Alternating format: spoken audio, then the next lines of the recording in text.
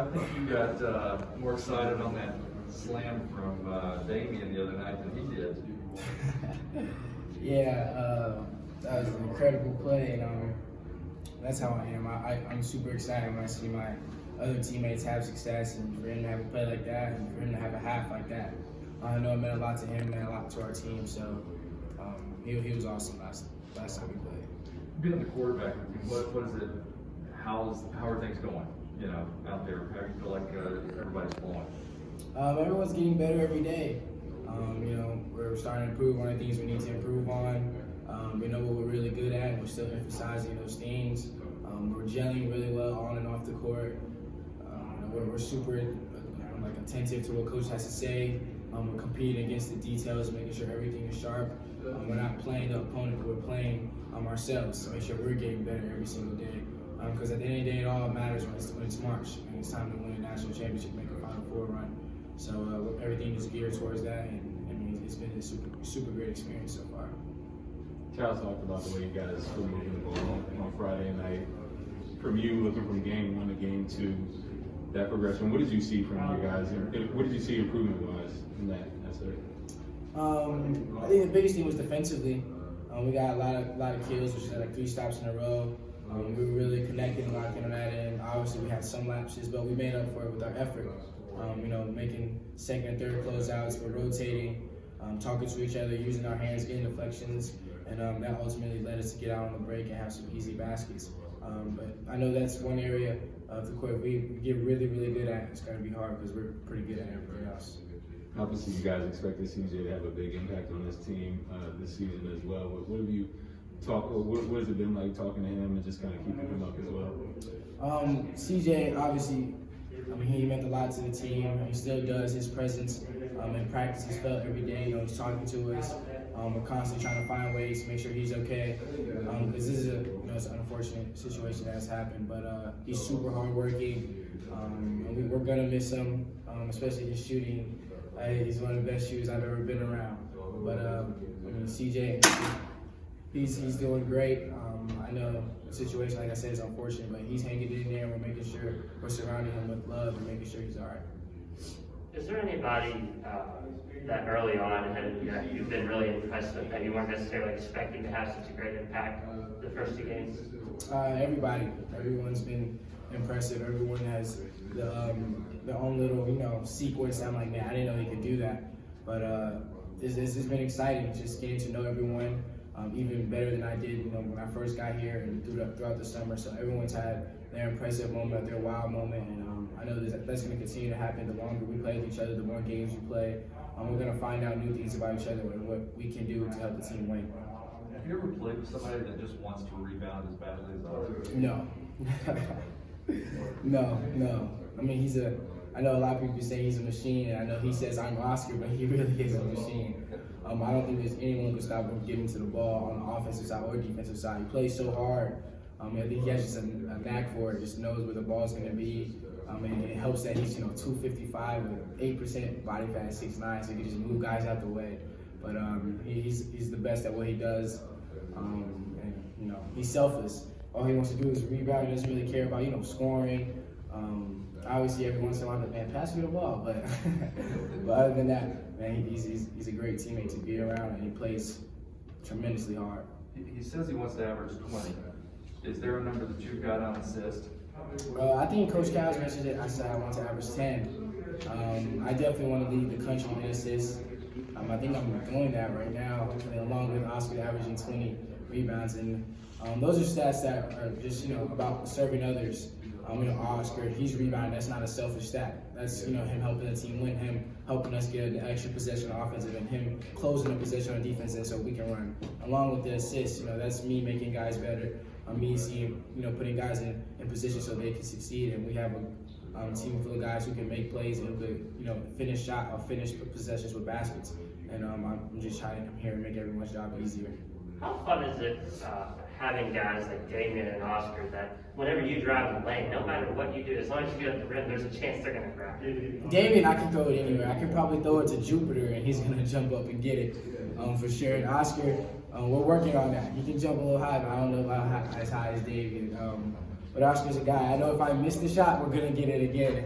We're gonna get another crack at it. And having him around is amazing. I mean, those two guys, when they're locked in, when they're dialed in, they can get the balls that no one else probably in the country can get to. And seeing them and holding them accountable to that level of consistency of playing that hard is gonna take our team to another level. A lot has been made about the kind of future of Damian and his potential, but if he's able to produce the way he did on Friday night, what kind of does that say about the team, and what can this team be if he's able to produce in the now as opposed to the future?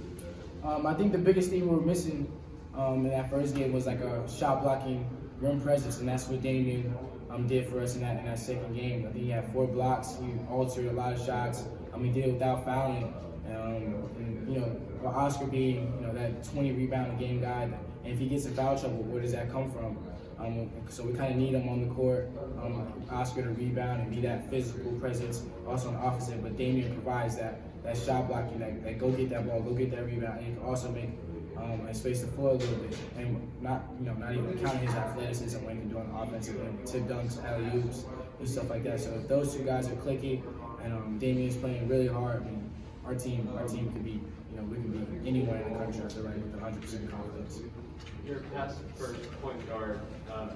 How much easier does it make your job knowing that you can get the ball out to Kellen or Ty or any of those guys, and you just know that they're going to knock down that three-pointer? Yeah, I wouldn't really consider myself a pass first. I'm more of like a playmaker. I make the right play, whatever the right play is, that possession. I know passing is one of my gifts, obviously, but like you said, having that confidence that those guys can make shots is a big thing. Especially I think those all guys can shoot 40% from 3 this year. Those guys showing that they can make shots at a high level. So having that confidence, knowing if I collapse the defense and kick it out later and make a shot, that makes my job a lot easier. A lot of players come into Kentucky being the superstar of the team that they were previously at. How do you feel like the guys are filling into their roles through 2 games so far? Guys are Coach Cal made it really, really obvious. He sat all of us down and told us what our roles were. Everyone's embraced it. Our roles fit to what our strengths of our game are. And, everyone is just finding out how can they be a star in their role. When you come to Kentucky, there is no one superstar. It's never been like that. So you knew what you signed up coming into it. Knowing you're going to play with other great players, knowing you're going to compete every day, and knowing that you're going to battle for a chance to win a national championship. So with that, everyone's been doing great. Everyone's feeling that team camaraderie and knowing that we're here to get better each and every day. What did you say that your role was? My role, obviously, be a leader, be the floor general, get these guys going, be the best teammate I can be, and provide that leadership, on and off the court. How satisfied were you? I think it was 11 assists, no turnovers against Robert Morris. It's 12. 12. Thank you. How satisfying? How did you feel about that? It was great. I think the assists, that's nothing new. It's a lot easier, obviously, having guys who can make shots, but the turnovers, the 0 turnovers was a big thing for me. Watching the first game, watching some of the mistakes I made, some of that stuff was, unforced. So getting back to, showing I have the capability of having a big assist number and not turning the ball over was the one thing I wanted to prove, and I got that done, and I'm going to continue to have that. There are going to be some games where I might have 3, I might have 2, but I definitely shouldn't have any more games where I have 4 or 5. What do you say unforced? How I just being sloppy, losing the ball, driving into traffic when I didn't have to, trying to make a hero pass, a superstar pass. Just keeping it simple because we got guys. If I make a simple play, they can make the next play for me or for somebody else as well.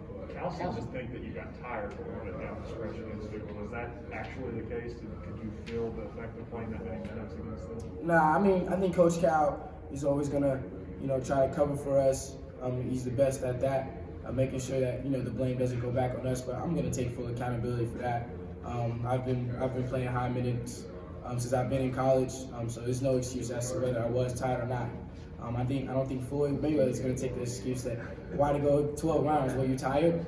So I'm going to take that same approach. That I got to be better. If I'm going to be given the responsibility to play those high minutes, I can't. Those kind of turnovers at the end of the game. He also, after the Duke game, talked about you, I don't know if over-penetrating is the right word, but you had some shots blocked going to the basket.